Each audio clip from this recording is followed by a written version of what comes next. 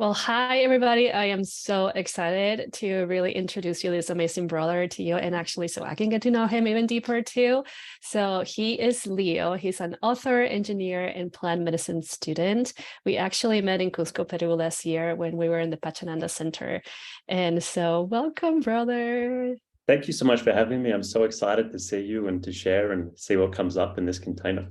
Yes, and I'm so excited too. So I like to really just start with taking a couple of breaths and opening up sacred space. And I invite you, all of you that are listening to, feel free to close your eyes. So keep your eyes open. Let's take a deep inhale through the nose.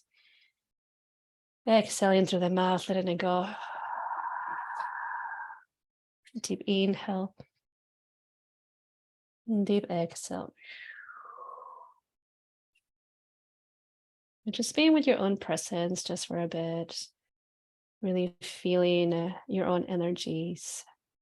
And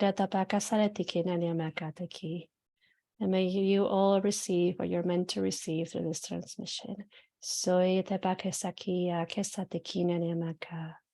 Taking a deep inhale through the nose and exhaling fully. Whenever you're ready, you can open up your eyes. Yay! So I really just want to share this little thing with all of you, because when I met Leo, I kept seeing him like smoking my patch and all these things, which I had done it literally I had done it like years ago when I went to do a retreat in Lima, and it was a plant medicine retreat, but I hadn't really rediscovered that connection with the medicine, and we were just talking about Kundalini awakening, and then you invited me, you gifted me some mapacho, which I'm so grateful for. And I just had this wonderful experience with the medicine and reconnecting with the medicine. So I am super duper grateful for you for just being that vessel of connection, because it really just, wow. And I still have some mapacho with me. So thank you for Nice, that. awesome. Yeah. I'm always happy to introduce people to the good side of tobacco, the tobacco that's grown organically, smoked with intention, kind of brought into a ceremonial space. And, not consuming cigarettes mindlessly, but smoking organic jungle tobacco with a very clear intention. And for instance, today, before we got on the call, I smoked a mapacho just to help connect with you, to help clear the space, and that, we would have the best connection possible. So I love tobacco. I love mapacho. I don't smoke cigarettes unless it's an emergency situation. But I'm always very happy to, I guess, corrupt people to the true side of tobacco. Could you tell us a little bit about how did you connect with this beautiful medicine? With tobacco? I was always very hesitant to work with it because of all the conditioning and stories from my childhood, that smoking causes cancer. There's all these issues with lungs and smoking and health consequences. And so for a long time, I would watch people in ceremony smoke and say, oh, that's not for me. I'm not interested. And then I think, when was it? The start of 2021, I started working with a great teacher, and he really encouraged me to smoke tobacco. He's like, if you're not smoking tobacco in his lineage in ceremony, then it's kind of not doing the full thing. And so I was very reluctant at the start and kind of would be smoking it with a grimace on my face and like, oh, do I have to do this? And I wasn't kind of getting it. And there was still a lot of judgment for me. And then in the end of 2022, I did a tobacco dieta. So that was 15 days of drinking tobacco 4 times a day, and having a very restricted diet of just rice, green bananas, and fish, and isolation, and just working with drinking tobacco. And that for me hugely changed my relationship with tobacco. Wow. And I had a whole appreciation for it as a medicine, how it can really help us connect to ourselves, connect to others, connect to nature. It was very cleaning for me. I didn't purge, but I had these whole body vibrations and beautiful kind of messages received the whole time. So after I did that tobacco dieta at the start of 2022, or midway through 2022, that changed everything for my relationship with tobacco. Wow, thank you. I mean, I can't even imagine doing a dieta with tobacco because just smoking it that night with you was like, and I just really want to share this because I mean, there is a moment, that I was like, wow, something is coming through. I just need to go to my room and just process things. And I remember, and I know I shared this with you, but I remember going into my room and I open up the door and I see the spirit of my boyfriend sitting on the bed. And I'm just like, what is going on?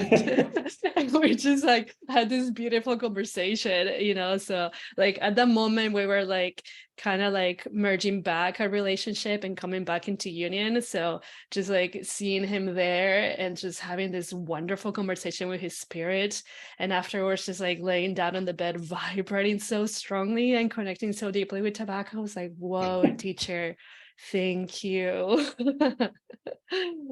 So wonderful, so wonderful. Yeah, it's a super powerful plant. And Yeah. I love to connect to other people. So whether it be saying prayers for people, I was taught the rules of how to make prayers with tobacco that I can share if you or your audience are interested. But yeah, I get lots of messages from friends. I see my friends. I have lots of connection with other people. It's a beautiful and wonderful medicine. Yeah, and thank you also for your prayers when I was like going through the cervix deal, because I deeply felt the prayers of everybody. So I'm so grateful for that. No, you're very welcome. I made a few prayers for you with tobacco and also in ceremony too. So hopefully they helped. Yeah, totally. So I am totally interested in hearing about the blessings of the tobacco, but like I would like to go a little bit far back into, Sure. Obviously, you have not always been the Leo that you are now, right? Because I mean, No, I was because how I see you right now is a really very empowering brother, like you're very into yourself, which is wonderful to witness. And so and so like there's a lot of like the listeners and stuff, they're like have this idea of like, wow, this person is just amazing at being itself, right? But like we forget that there's a really deep story behind that. And I would like for you to share a little bit of how your life was before you found plant medicine and this journey. Yeah, sure thing. So to go back to my childhood, pretty much throughout my entire childhood and teenage years, I was marked with depression and anxiety and, really living a shell of my life and kind of not living to my full capacity at all. And then in the end of 2014, my father got really sick and I was about 22 at that time. And I also got like really bad stomach issues. And it was diagnosed as IBS, irritable bowel syndrome. And, that acted together and compounded with the depression and the anxiety and put me in a really bad place where I was a miserable person. I was very unhappy. I was very unkind, both to myself and to the people around me. And, life got really, really tricky and challenging for me as, I was being progressively more and more unkind to myself. That kind of rippled out to my other relationships and I was being more and more unkind to the people around me. And then, I worked with 5 different doctors in Australia. That's where I'm from and where I grew up, to heal my stomach. And, at the end of working with 5 different specialists, they told me, there's nothing more we can do for you. Come back in 5 to 10 years. And at this point in time, I had like excruciating stomach pain. I was on an extremely restricted diet. I had no energy. I was depressed. I was very anxious. Pretty much all of the common maladies of people living in the West, they're kind of emotionally sensitive and spiritually sensitive, but blocking that off and then also not being kind to himself, I kind of had that textbook experience. And so at a point of desperation, midway through 2016, I went to Peru to work with Indigenous Plant Medicines there, ayahuasca and San Pedro. And, I was desperate. I would have done anything to fix my body and my brain. And by miracle, I found a really good healer I made all the mistakes that I wouldn't recommend someone else to do. I signed up to the ayahuasca ceremony in a hostel sheet the morning before. I had no references or recommendations. I didn't get to talk to the facilitator beforehand and find out what their approach was, what their lineage was, where they'd studied. I was just desperate. And, I was very lucky, totally blessed that at the end of 4 ceremonies, my stomach was totally fixed. Wow. And, for me, that was a revelation and a total miracle, because I was coming from, I was a professional engineer, working and studying in engineering. And, I was just doing the medicine to fix my gut and to fix my stomach. And I wasn't interested in spirituality at all. I wasn't interested in visions at all. I was very arrogant. I was just like, look, I'm drinking this medicine to fix my body. I don't care about the spirits. I don't care about being in reciprocity. I don't care about any of these other things.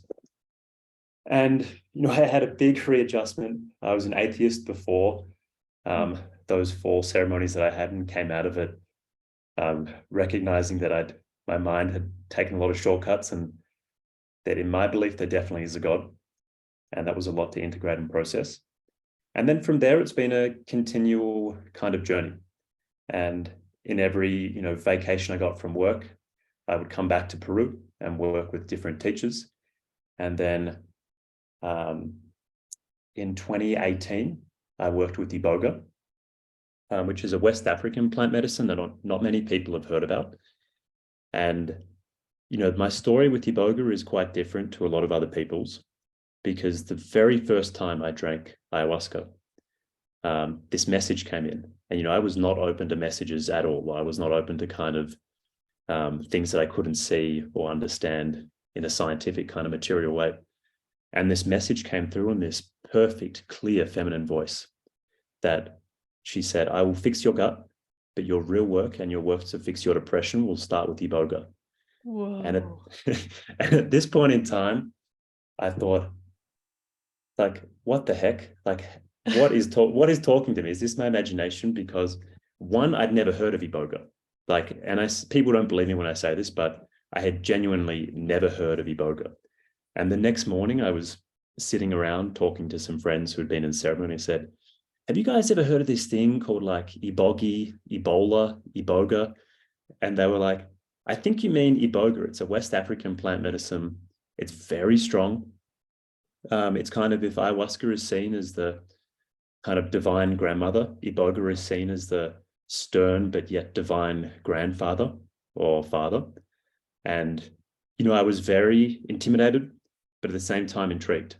And I got that message in 2016, my first time drinking ayahuasca. And then I waited till 2018 for my life to kind of come together and be organized. I wanted to find the right people to work with and to make sure that, we were in alignment, and that there was going to be no monkey business. It was going to be, people who were working in reciprocity with the plant, that had appropriate training and were doing it from a really good place. And then in 2018, I worked with Iboga, and it was easily the hardest thing I've ever done in my life. Like, just beyond brutal. Like, I don't have the words to describe how brutal and hard it was. But from that, it totally cleaned my mind. And I liken this, like, the easiest way I explain it to people like my mum is that before working with Iboga, maybe 98 out of 100 thoughts in my head were negative, anxious, depressive, like self-limiting. And then after working with Iboga, like pretty quickly, 3 to 6 months afterwards, it's now like 1 in 200 that's negative or depressive or anxious. And then I can like have the awareness now to say, okay, Leo, you didn't sleep so well. You ate some junk food. You got into an argument with someone. You were pushing yourself too hard at work or something like this. And then I can go back and disarm it. So yeah, Iboga gave me many blessings, but the easiest way to kind of tangibly express it is that it totally cleaned my mind and gave me the awareness to understand depression, negative thoughts, and anxiety, and where they come from, and how they're trying to teach me in my own life. Wow. I just really want to take a moment to honor you. Wow. That's, whew. I just like really feel it sting in my heart. Like, wow, that's deep. And simply because, you know, in my journey, I've also been like highly depressed, and I might have shared this with you that I was suicidal. So like understanding, you know, how deep that can go in the system and the work that it takes, you know, whether you like choose to like go into plant medicine journey or any other kind of journey, it takes a lot. It takes a lot. It takes a lot Yeah. of energy. It takes a lot of consistency. And I really love to say it takes a lot of self-love, you know, and courage to just Mm. like be like, all right, I'm doing this. Whether it's like the hardest thing that I can do for myself, it just comes from this place of love, really Yeah. deep love. So thank you for that. And thank you for doing that for yourself, which also does it for the rest of us in the collective, you know, and like, you know, for those that are listening about that, and maybe you have a similar journey with depression, like know that there is a way to like go back into centeredness, you know, and Mm. maybe it is something similar like your journey, Leo. Maybe it's not, you know, but like let this sink in really, because I believe that we didn't come here to suffer. You know, I really believe that Mm. we came here to like remember who we are and the unity and their power. And yeah, wow. Thank you. Thank you. Thank you. Thank you. And also thank you for touching upon like doing the research and also um just getting in touch with facilitators to see if the two of you vibrate together, because Mm. nowadays the plant medicine just kind of like went like you know, maybe there's a lot of people out there that are like that just go for the very first ceremony that they find. Yeah. And I mean, there's a lot of like not very nice stories out there, you know. Totally. Yeah, and we both Yeah. have heard so many of them. And just to reiterate, like I got so lucky that I made all the, conventional mistakes of not doing my research the first time I worked with ayahuasca, not touching in, not being aware. I had a very clear intention just to fix my gut. But, looking back, I see that as a good lesson I can share with other people to kind Mm-hmm. of take their time, do their research, really get a clear intention, and really try beforehand to establish a connection with the person that's going to be facilitating and guiding you through this journey. Because the thing I like to tell people is working with plant medicines, a lot of people have fun experiences as a kid, maybe having a small dose of mushrooms or LSD or something like that. But working with an indigenous lineage where there's songs and ceremony and big doses of very powerful plants, I liken it to brain surgery. And, if I'm sitting at a surgery table, do I want the brain surgeon that spent 10 or 20 years training with the best masters and is not doing it for money, but is doing it because they know they've got a skill, they've trained really hard at it, and they're passionate about it? Or do I want to sit with someone who's a lobotomist that's just going to go in to my brain, take out a chunk and throw it away? And, for me, if I'm honest, I sat with a few lobotomists early on in my career, early on with working with medicine, where I didn't have that discretion or awareness. But now I'm very selective. And I like to think that now I only work with true brain surgeons that have been working with the medicines for a long time and take it very seriously. Thank you. Yes. And I mean, like, totally. I totally resonate with that, you know. And I actually had like this like little experience where we almost went into doing like an ayahuasca ceremony with somebody that we met in like in the main plaza in Cusco, just like randomly Mm. because he had like a page. He was doing something, but he had another little flyer that said like ayahuasca ceremonies. And I had received a message that I was gonna meet somebody, you know, to like very specific message to be at the plaza at this specific hour because I was gonna meet somebody. But then this Wow. person ended up just being a little scary, honestly, and a little Mm. pushy, which Yeah. like me and Derek are very sensitive. And so this kind of like push in Mm. any kind of aspect of life, we're just kind of a little like, why? And so then, I mean, I ended up giving him my contact, and honestly, he will not stop calling me. And I was just like, Yeah. yo, no. And so and I just had to be respectfully say like, you know, it's not really working for us. Thank you for that. Mm. And yeah, I mean, and then ended up finding like a really amazing brother in the Sacred Valley that did just like a beautiful ceremony that actually like our family, like for now, anyways, it's our family, which ayahuasca medicine is in Colombia. And it was Nice. something like this, like we found them, and we went to talk with one of the facilitators. His name is Keenan. And immediately we were like, brother, yes, brother, like we know you. And it was one of the most wonderful experiences because they had a whole team and the Taita magic. So Awesome. yeah, it's so beautiful to witness that in others, when they are in their calling and they're really channeling that deep love and they're doing this out of service. It's so wonderful. So I'm grateful for that, super grateful for that. Yeah. And I mean, that's such a good lesson as well, to have that discretion, right? To see someone who, there's the red flags, they're hustling you, they're kind of pushing you to do it. There's not a reference or recommendation from a trusted friend. And then to have someone that is in total alignment to be like, okay, that's what it feels like when I'm meant to work with it. Sometimes the message is learning when it's not the time to do it. Like your experience with finding that guy in the plaza. Totally. So I want to talk a little bit about your book, because you have a book. Would you share with us a little bit about that? Yeah, sure thing. So after I worked with Iboga, it was such a challenging experience for me and ultimately extremely positive. But there was definitely a few things that I could have done to improve it and to make the process a bit more efficient and a bit easier on myself. And so during the pandemic of 2020 and 2021, I started interviewing people that had worked with Iboga for all types of different reasons. And in my book, I interviewed 12 people that worked with it for non-addiction reasons, for like spiritual growth or mental health issues or these sort of things. And then I interviewed 10 people that worked with Iboga for addiction reasons. And Iboga is kind of famous in the psychedelic world for being seen as the cure for addiction.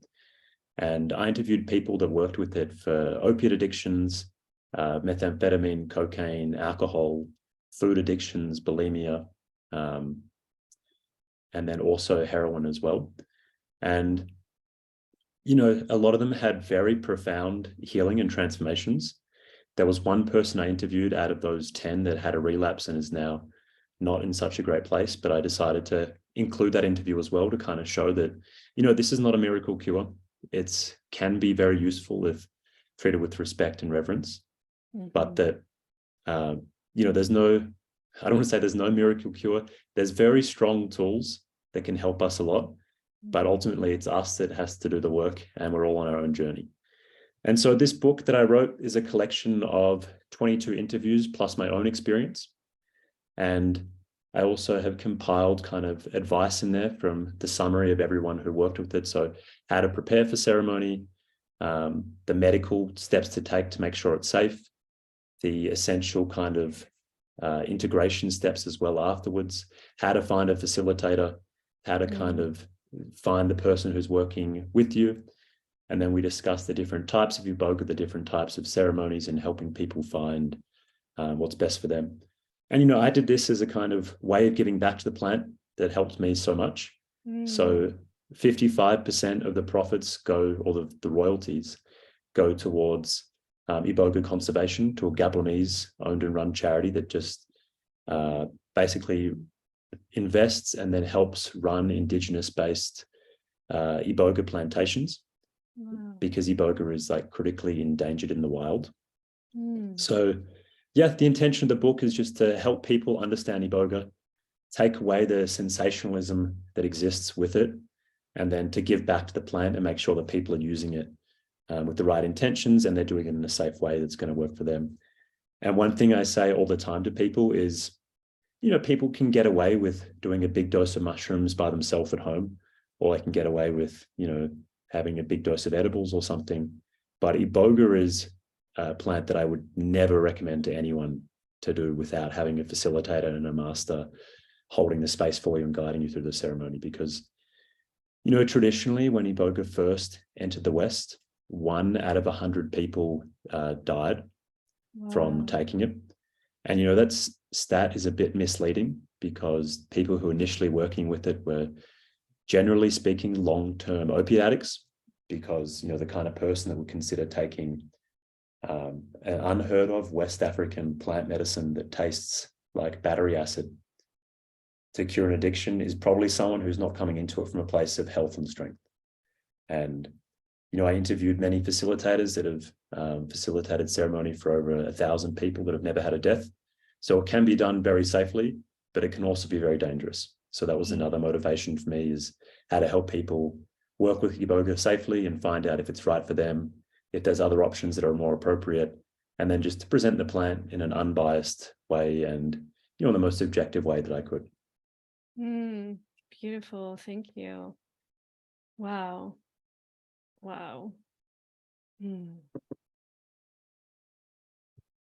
Thank you for giving back. That's amazing. And where can people find your book? It's available exclusively on Amazon the first year. If you just type in the Iboga experience on Amazon, it's there. And it's also really useful for anyone thinking of kind of any ceremonial work, because the advice that applies to Iboga, I think, applies to many different types of ceremony, whether it be meditation retreat, a Kundalini experience, other types of plant medicine work, any kind of spiritual practice. I think it's really useful for, because it talks about how to find a facilitator, how to find kind of something's right for you. It also talks about how to integrate big experiences, and then also just the general tips of how to enjoy and how to make the most of a ceremony whilst it's occurring are in there too. And I think that's really useful for any ceremonial work. So it's not exclusive for people wanting to work with Iboga. I think I hope it's a useful resource for anyone kind of on the spiritual path that's doing ceremony work and wants to kind of have more information of, finding a facilitator, having great ceremonies, and then integrating them. Thank you for the integration part, because at times that's like totally what is missing. It's just like you do a ceremony and then bloop, go into the like this new world, and then you're like so open, you're like, what in the world is going on? So yes, thank you for that. Which that takes me, how is your integration with Iboga after like doing all the ceremonies? So before I worked with Iboga, I'd had a little bit of plant medicine experience. I think I'd drunk ayahuasca maybe 6 times total, and San Pedro maybe 10 times total. I wasn't working with tobacco. I wasn't working with coca. And, I was pretty fresh onto the scene. And Iboga really smashed me. Like, it really put me in a place where I kind of had to sit with all of my issues. I had to sit with a lot of my personal problems and really work through them myself. And my experience was different to a lot of other people. A lot of other people talk about a period afterwards where they're super inspired and motivated and they had this huge period of clarity. But for me, it was kind of like clawing up a mountain, like with my fingers and no ropes. And, the depression still lingered for a bit. I would say it took about 6 months afterwards to kind of really come back to myself. And during that 6 months, I could still feel the medicine working on me, helping me kind of tame my brain, helping me be kinder to myself. And then it's continued, I guess, to work on me since, and that was in 2018. And in terms of what I did for my integration process, so a lot of meditation. I would start every morning with transcendental meditation for 20 to 30 minutes. I would have a lot of time in nature, camping, hiking. I was being very mindful with what I was consuming. So the books I was reading, the TV shows I was watching, the people I was engaging with, like really being mindful of that. And then I was just kind of really trying to take it slow and work long-term on my goals, and not being hard on myself, but understanding that, things will work out. I just have to trust and keep walking on the path. And then they did. It took about a good 6 months to kind of come back to myself after that experience. But meditation helped, time in nature helped, being familiar with what I wanted and where I was going, and kind of letting life guide me towards that and not kind of gripping the steering wheel too tightly. That was useful too. And then being really mindful of engaging with good friends and being appropriately open with them, because with any kind of big spiritual experience or big ceremonial experience, I think it can be a lot, or sometimes it can be too much to share with people. So having that kind of friendships beforehand where, they loved me and trusted me, and that I could share what was appropriate to them, and then they would hear it and be kind to me and be nice to me back. So that was useful too. Beautiful. I mean, it's so beautiful to have community, and those people that you can actually be yourself and share, so that everything not is inside. Mhm. I'm curious to know if it was challenging for you, or to what degree it was challenging to let go of the steering wheel, because most men, right, have the tendency to just like hold. Yeah. Like with women, like with us, like yes, but like there's this thing and more of like the female system that we're just like, all right, I'm just gonna, but there's Mm. more of the tendency with men, like so was it challenging for you to just be like, all right, I'm just gonna take off my hands from the steering wheel? Great question. I was still stuck in that juvenile masculine kind of going out and fighting with the world, really trying to make things happen and not living in flow. And it all changed at one point. I was looking for a new job and I went to a conference, and I was, I didn't know anyone at this conference, but I was looking for a job and looking for contacts to network with. And I got to like the door of entering into the big conference room where there was a presentation being held. And this clear voice came in and said, go sit on the far side of the room next to the guy with dreadlocks. And I kind of like looked around like, did someone just say something to me? And I was like, all right, well, I guess I'll go to the other side of the room and sit next to the guy with dreadlocks.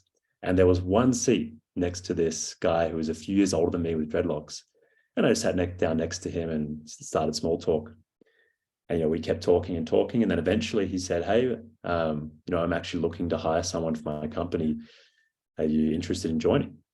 And I was, trying to play it cool, but at the time, very much like, "Yes, please, please, please, please, please, please." And it worked out. It ended up being the perfect job for me at that time, and that was, a very good lesson, and I think a transition point in my life where, I kind of sat back, put myself in the position where opportunities could come to me, but then also allowed the guidance to come through and say, okay, sometimes it's going to come through clearly. Other times I just have to trust and work through Hmm. Yeah. Wow. Awesome. Which is like, it's really amazing when we like are so like clear and focused, and then we can just receive the messages like that. it. Yeah. Do you feel that like meditation really helped you to like clear the channels and listen? Yeah, big time. And, I had a very strong meditation practice from 2015 through, I think, about 2021. And then as I started smoking more tobacco, smoking tobacco kind of became my meditation practice, because the smoke, one mapacho takes me about 15 to 20 minutes, which is roughly the same time as what I used to meditate for. Mm-hmm. And in that time, I also get messages, inspiration, clarity, and a lot of guidance in my life. But yeah, meditation for me was essential. If I'm honest with you, I've been quite lazy recently because my meditation practice becomes just ceremonial work. But yeah, it's a consistent message coming through me through the universe to build up that practice again. Yeah, I mean, honestly, goodness, I don't know what I would have done back in my really intense years had it not been by meditation. I Yeah. remember this moment where I had just, like rediscover meditation, and I found this article online about, it was a picture of a brain before, like 5 minutes before meditation and 5 minutes after. So like 5 minutes before meditation, it was crazy, a bunch of colors everywhere. And then the Yeah. other one was like blue and so pretty. And it's like, and I suffer for like deep anxiety and depression for like a lot of my life, and I wasn't Mm. really aware of that. And so then I'm like, let me start this thing, let me see what it is. So I will like meditate in my car before 5 minutes before going to class, and I realized that I will get to class and I will be like a sponge.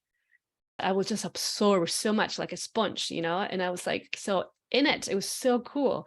And then I Yeah. had this moment where I had like major anxiety. And I was like shaking so much that I just really was like, I'm just going to sit.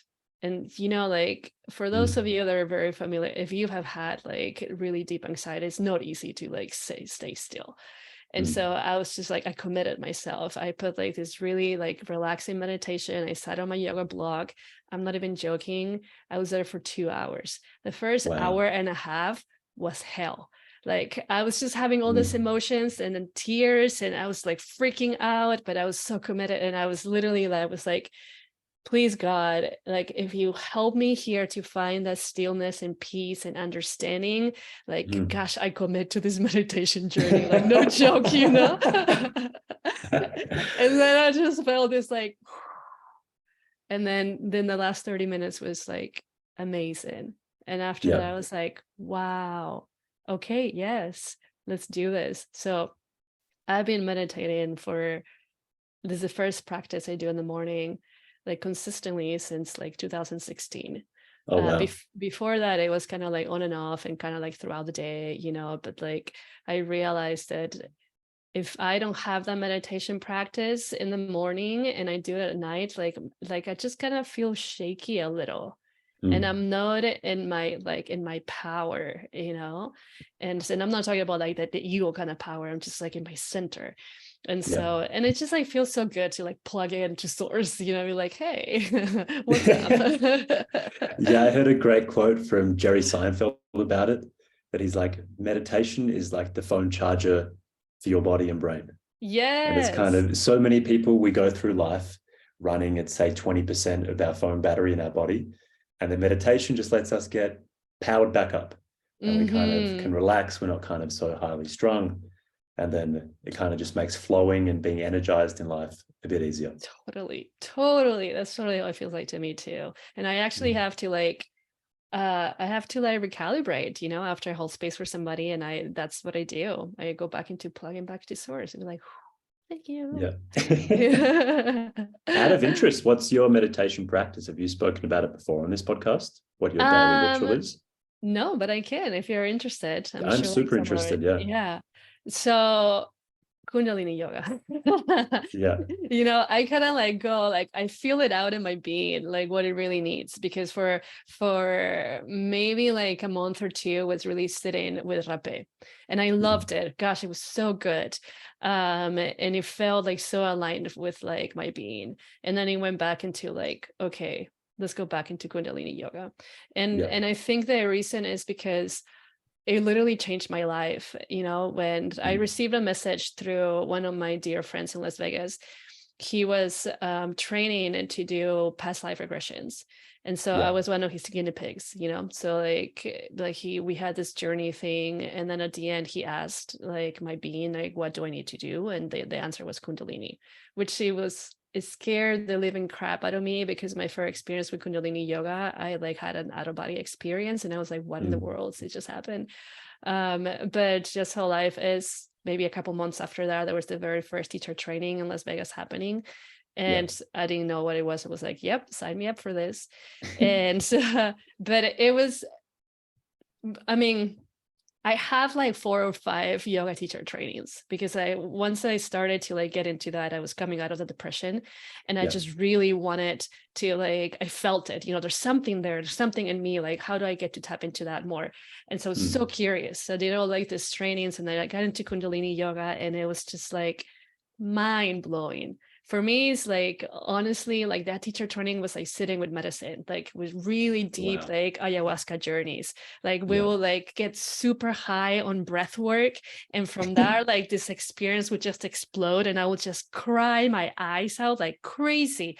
And it's like, and also like being more sensitive, like feeling more of the energies, and like seeing more of like the deities, you know, like, and working with them. I mean, it was so potent. I mean, and through that experience, my Kundalini energy showed up, which like changed everything, you know. And the times, maybe from like 2016 to like 2018, it was really hard when the Kundalini energy showed up, you know. I mean, like it changed everything. I was different. What I was fighting, because I still wanted to be myself, or like what I believe was myself, you know. And I still wanted to keep having the same preference that I had. I still wanted to like go party and go to festivals. I still wanted to have the husband that I had, you know, but like my soul was like, no, like there's this other path. And because I was fighting it so much, I just found like sanctuary in that practice,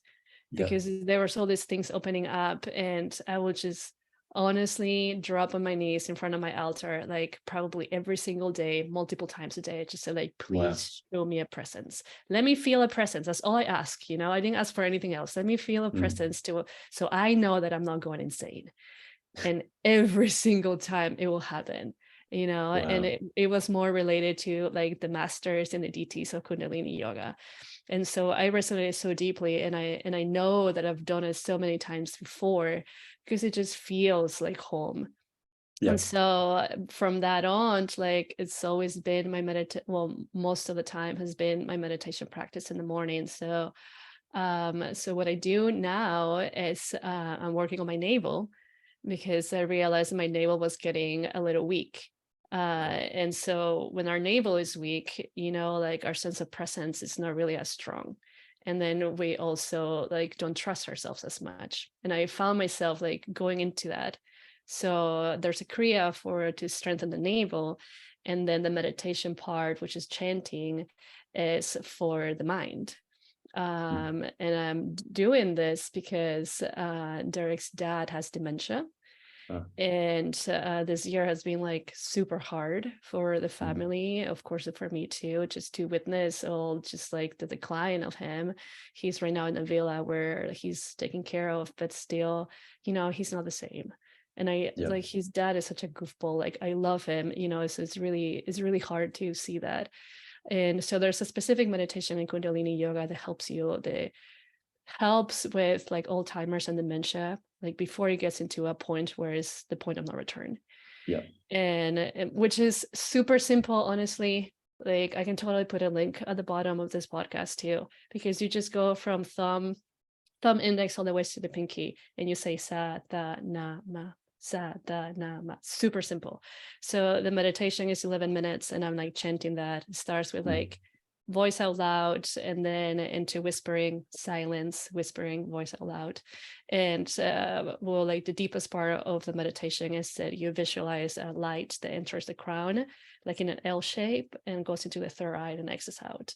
So that every time you say sa da na ma, which is it's mind blowing, honestly. It's just like, and afterwards I just like lay down in shavasana, vibrating, and Wow. it's just like so resetting, and in my meditation practice, like my Kundalini practice about like 30 minutes, it doesn't have to be like something so ginormous, because I went through this point in my life where I was doing it for 2.5 hours. Oh my God.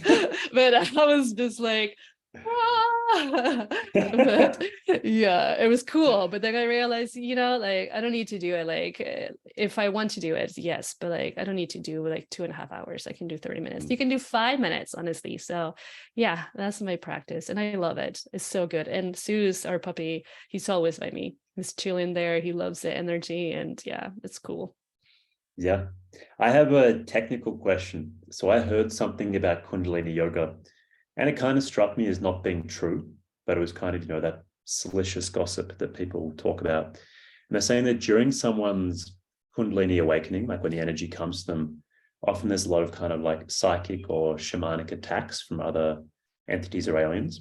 And my interpretation was, okay, that's probably unlikely, but I saw it as being something like, okay, all this energy is coming into someone, and the deep crevices of their mind, like the dark places of their mind where kind of these deeper programs or kind of our personal demons live, are coming to our awareness.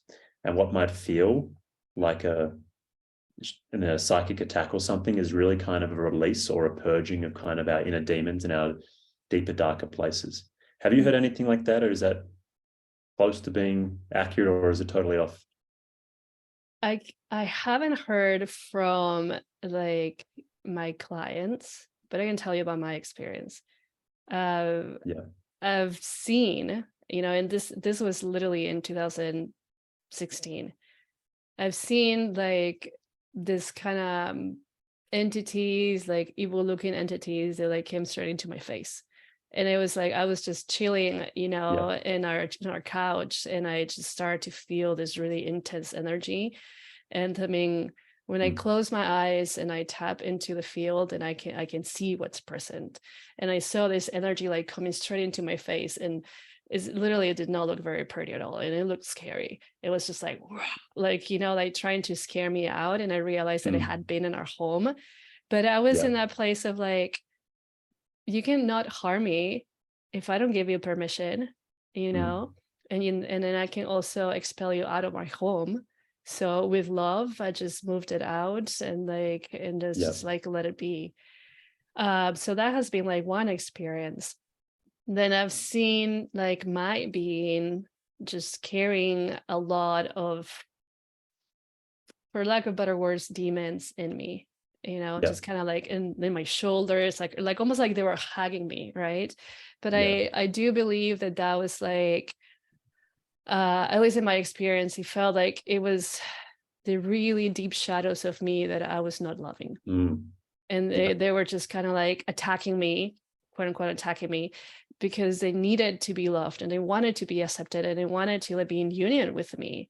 And so when I realized that, I just began to love them, you know, and it's like, hey, like, we don't really have to attack ourselves, you know, we can be in union and we can love each other and we can learn from one another, you know, because I mean, to be completely honest, I deeply, deeply love shadow work. Gosh, it's so yummy for me, you know, and I'm like, like literally, and I'm so good at it because that's how I save myself, you know, like through energy work and doing that and like loving my shadows and like allowing my being to take me so deep to those points that I didn't want to be in, you know, like that saved me. Honestly, that saved like the roots of like my depression, the anxiety, the roots of like bulimia, anorexia, like self-distorted image, like all these things, you know. So I trust so much the shadows, and they just have so much wisdom there, you know. So obviously I love my light too, but I know that had it been for my shadows, I wouldn't have really experienced like my gifts, you know. They really just kind of like, in a way, it's like, hey, hold my hand, and just and then we just went into like this like amazing journey that took years, obviously, to like get into the light and love those aspects. So yeah, I love shadow work. Totally agree. And I see a big similarity between us, that there's a, you know, I have a personal, like, massive gratitude for the shadow work and the deeper, darker places. And I look back at my own life story with, you know, many darker things of like depression, anxiety, abuse, sexual abuse, all kinds of things that have taken me to dark places. But that has made the human experience of my life even richer. And then it's also set me up to help other people more. Like if I had just had this magical rainbows and sunshine, perfect life, man, where's the wisdom in that? Like, how do I help other people go through things? And so I see in a way that I chose to have these harder things come up earlier in my life. One, to give that richness of that full human experience and to make life truly like delicious. And two, to also help other people. And I see in like the circles and people I work with that the best teachers and the best healers are people who have been through the most messed up stuff. And, you know, someone who's lived a nice life that's always been in the light and just had kind of rainbow after rainbow. I haven't met many of them, but there's a few. It's very hard to connect with other people that have had eating these sort of things. So, you know, in a way, I love the path I'm on. I love plant work. I love shadow work. I love sitting in ceremony. And none of that would have been possible, or I wouldn't have found it without the shadows and the dark places. So I have nothing but an appropriate gratitude and respect for them. Oh my goodness. Yes, totally. Super hold to that. Because I mean, there's like, I see so much in the spiritual community, you know, light and love and all these things. And then when it comes about like something so uncomfortable, like, oh no. And like, oh my gosh, like there's so much power there. And I mean, when I think about the universe, you know, like so much dark matter and like, and then there comes the light, you know. So it's like, come on, it's a beautiful reflection of us. And it's just like the yin and yang, you know, even in the symbol, there's like the dark part and then there's like white part and there's like the little center, right? So we can get to travel in the darkness and the light and just like have fun. Totally. I heard this beautiful expression from a teacher one time. And he was saying, when we have these big expansive experiences, whether it be through Kundalini meditation or any kind of spiritual practice, we have our awareness increased and the light gets bigger. And with that light getting bigger, the shadows and kind of the demons or darker things lurking further out get illuminated. And then we kind of reveal them, we understand them. And then once we understand them and empathize, make peace, and have a gratitude towards them, it's like then that brings a greater awareness, which makes the light get bigger, which then illuminates further monsters or darker parts of ourselves even further on. And it's kind of this continual process of increasing awareness, increasing the light, increasing illumination of shadows, which increases awareness, which increases the light, which increases illumination of shadows. And, it's a beautiful process. Oh my gosh, totally. Totally. I mean, I am just like you, I'm so grateful for all the dark places that I've been in life, and mine was suffering inside for such a long time without like expressing it outside. I had like such a powerful like wall and just this like smile, like everything was okay, when inside it's like, gosh, feeling like I was dying. Yeah. So like I totally understand how like it reached the point of like suicide, and then like how much that changed everything, getting into that point. I remember specifically then one time that I tried to commit suicide, my ex-husband like took me to the emergency room, and then they left me there because I had to wait until the morning to be taken somewhere else, and I was just there like, I mean, like, what am I doing here? And it's almost like there was no attention. It's like, somebody that literally has these super dark thoughts, and you're just like there in the corner with nobody coming and checking on you. And then like sending me to this place where they're just giving me medicine and not even telling me what they're giving me. And they wouldn't just like make sure that I was taking them, and there's this part of me like, I don't want to take this.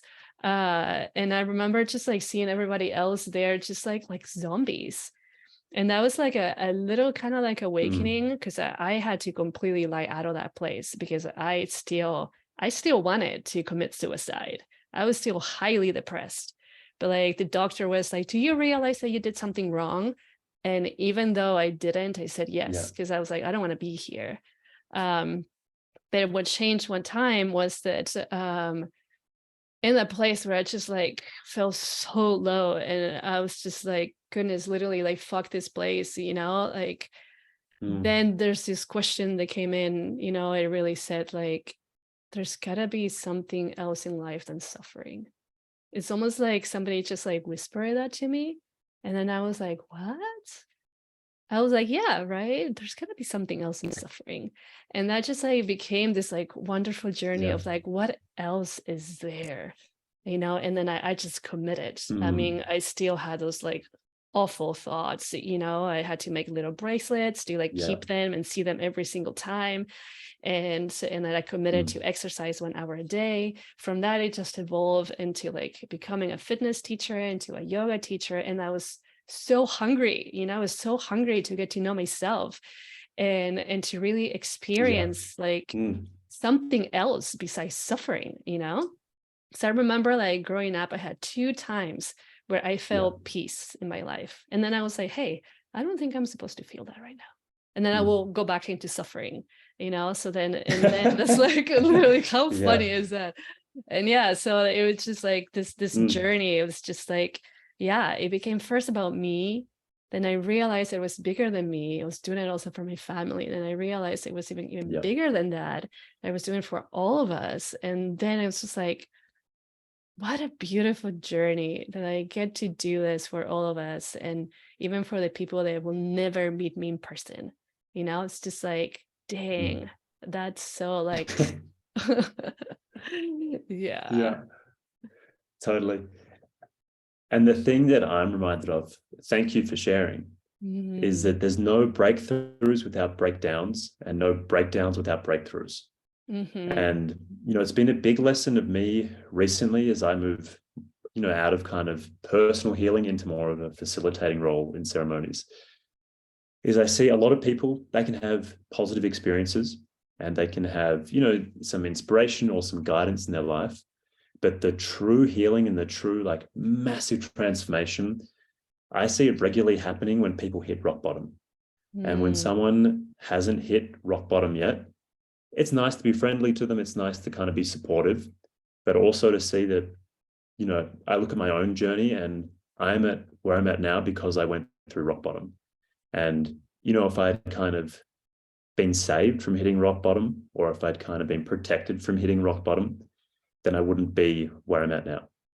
And, you know, it kind of creates this moral question, right? Is it kind just to help people and to help them survive and not hit rock bottom, to help them kind of just get through things?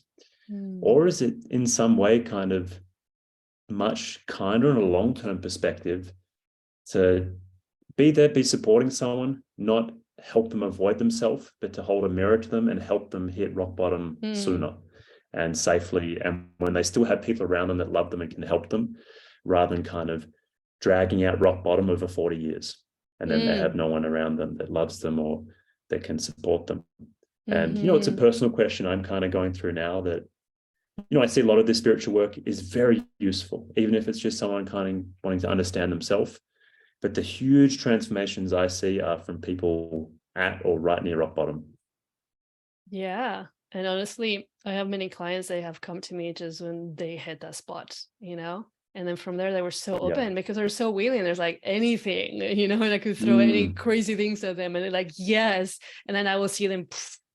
So, yeah. And I really think that it also goes back into like that community, you know, if you don't really feel safe and how you were saying also, like, even if you go to a ceremony, right? Like knowing the facilitator, like feeling that connection, right? Because if you don't feel safe, then you're not going to be safe to like do any kind of healing. You might even feel more uncomfortable and maybe even block that healing.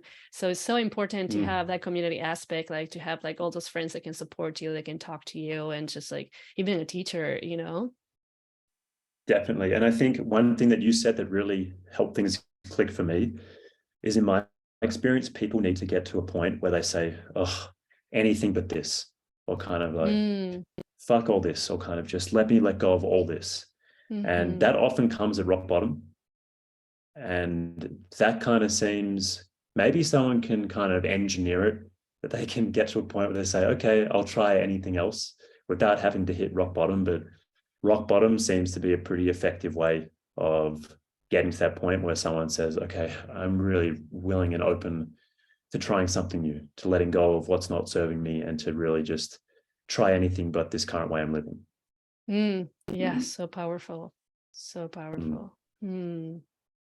So tell us a little bit what you're doing nowadays. Good question. So I'm writing a book. I finished my first book, The Iboga Experience, and I just started writing my second book, Mind Engineering. And so mind engineering basically takes an engineering perspective to all the Indigenous lessons and plant medicines that I've been studying, and helps to try and break it down from an engineering perspective. Because a lot of these things are very like confusing, very non-linear, kind of very hard to break down and make comprehensible. But because of my background as working as an engineer, I'm really loving using that kind of logical, rational, traditionally male side of the brain to break down that world. And so, yeah, a lot of my time now was spent writing that. I just finished an 18-month apprenticeship. And with that, I just spent 3 months on dieta in the jungle, which was great. I'm about to go on holiday after taking, pushing myself quite hard in the 18-month apprenticeship. And then, I'll come back to South America. And my dream one day is to open a retreat center. But, something I think you'll resonate with a lot as well is authenticity and integrity. And I have my own personal rule that I don't want to open a retreat center until I have 10 years of experience at least under my belt. And, I see a lot of people that are doing great work, but they kind of, maybe only have 3 to 5 years of working with plant medicines. And I think, there's a lot to be said in my perspective for taking that longer term approach, working with many people under the guidance of good teachers and seeing many different conditions and learning how to handle, the extreme events and the kind of really rare experiences that come up once a year. And then, so that's my long-term goals, is just to keep walking in the spiritual path, keep writing, and one day open a retreat center. Awesome. So many good vibes and blessings for that, because Thank so you. needed, so needed. Yeah. So do you, if somebody wants to be in ceremony with you, is there a way they can reach you, or how does that work? Yeah, so I'm on Instagram. That's probably the easiest way to reach me. Instagram is just leo.vanv on Instagram, or my email address, which I can give you as well to put in the show notes. Sure. But yeah, as it stands at the moment, I'm still in the learning period. I've received the blessing from the teacher I did my apprenticeship with to serve medicine. And then, I've received the blessing to serve coca as a medicine as well from another teacher I studied with. And then, I've corrupted many people with smoking tobacco intentionally and ceremonially. So I have a few things I like to work with. And, at the moment for me, I'm having fun. I'm learning and connecting with lots of people. So, I'm always open to new opportunities and hanging out with people, but I'm not formally offering ceremonies or a program just yet. But that'll, I think, change soon. Awesome. Maybe somebody like feels like a connection with you, just like to like get in touch and maybe have some questions, would you be open to that? 100%. When I say this, I don't say it lightly. I love talking about this stuff and can talk about it all day. And a kind warning to people, if you do reach out to me, be prepared for me to, talk a lot. Of course, I'll listen. I love listening to people, but I love talking about this stuff. Awesome. Yay. Is there anything else that you would like to share to all of us that are listening? Yeah, I had an idea for something we could talk about in a bit more depth, but I have to go to the bathroom first. And it's an idea I've been working on in my book. And I would love to run it by you because you're someone I see who is one of like the perfect archetypes of this book or of this idea. And the idea is kind of this transition of personal development that we all go through, that each human goes through in their life. So we start off, this is my belief, and I'm still working this out, so it'd be great to run it by you. We start out as like the juvenile feminine, and that's for both males and females, for every human on earth, that we start off as kind of this person who's scared of the adventure of their life, that believes that the world is dangerous, that the world is a scary place, and that we won't be supported and we have to stay inside with our family and be protected. And, that's often seen through, that high school kind of thing of girls tearing each other down and not letting them live their own adventure. And it happens in boys as well, like boys tearing each other down too, and kind of stopping them from being adventurous. And then I think we move on to the juvenile masculine, which is kind of this fighting with the world, which is okay, I'm going to be the hero. I'm going to go out there. I'm going to create all the change. I'm going to go, kill the king and become the king myself. And it's kind of like fighting with the world, and it's creating a lot of conflict externally, but also like shaping up the world and kind of introducing a chaos to the world, and like finally starting the adventure, but from a place of wanting to prove oneself. And then I think we move through to the divine masculine, which is kind of this wisdom that comes through.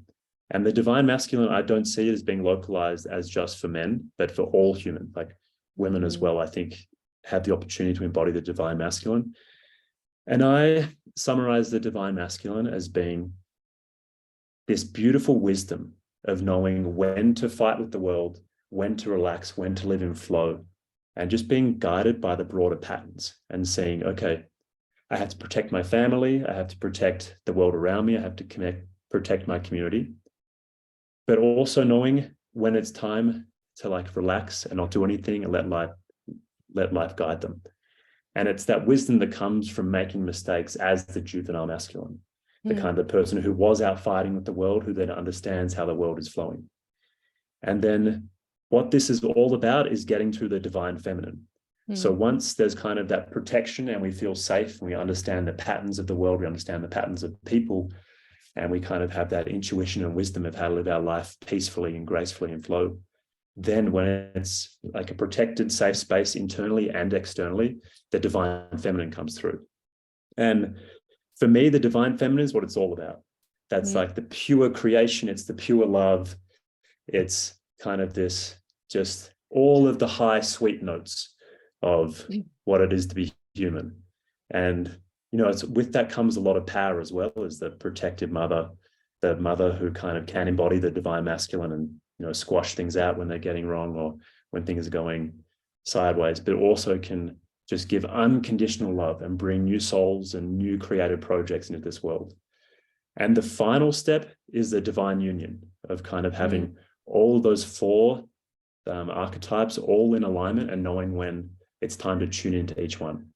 And as a nice compliment to you, you were one of the first people I met where I'm like, oh, I think Rukmani is the divine feminine. Like, she's pretty much heavily in that archetype most of the time.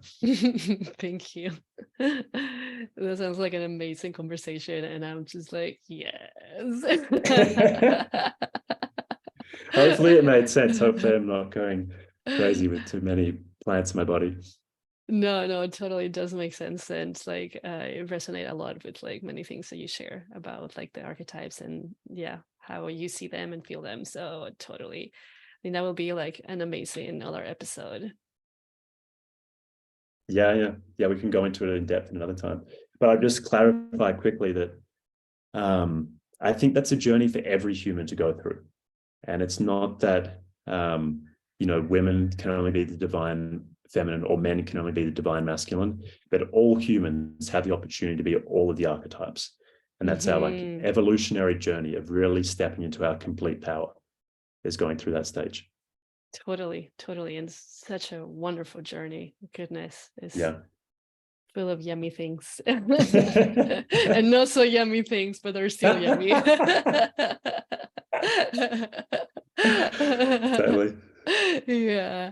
Well, thank you so much for this. This has been so good, and just like in chatting with you, getting to know you more. And I mean, I trust that this will inspire so many people, whether they reach out to you or not, but like just to get that little spark, like, all right, I can do this, you know, because we can. Of course we can. That's why we're here.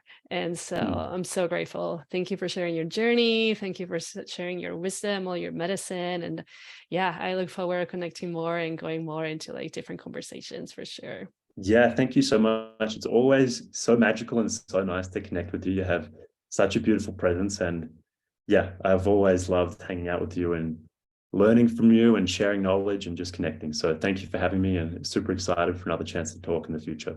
Yes, gracias. And thank you everybody for tapping into the episode too. I'll put all the details at the bottom so you can just do click and then just, you know, go into whatever you want to go. So blessings. I'll see you next time. Ciao.